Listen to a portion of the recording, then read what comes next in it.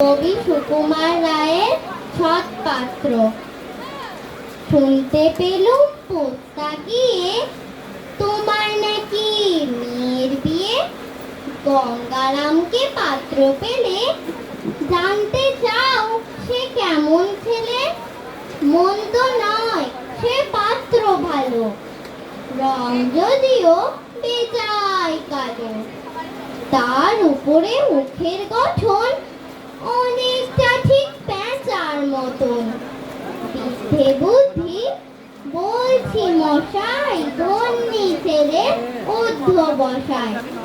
19টি বার ম্যাট্রিকে সে ঘায়ের হয়ে থামলো শেষে। বিষয়াশয় গরিব বেজায়, কষ্টে সৃষ্টে দিন চলে যায়। মানুষ তো নয় ঠাইগুলো তার, একটা পাগল একটা গোয়ার।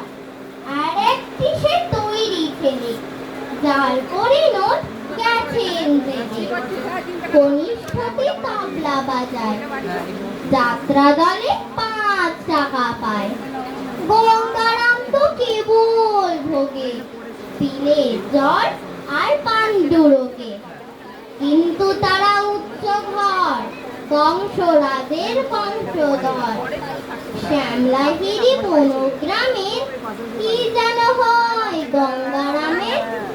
যা হোক এবার পাত্র পেলে, এমন কি আর মন্দ ছেলে। নমস্কার।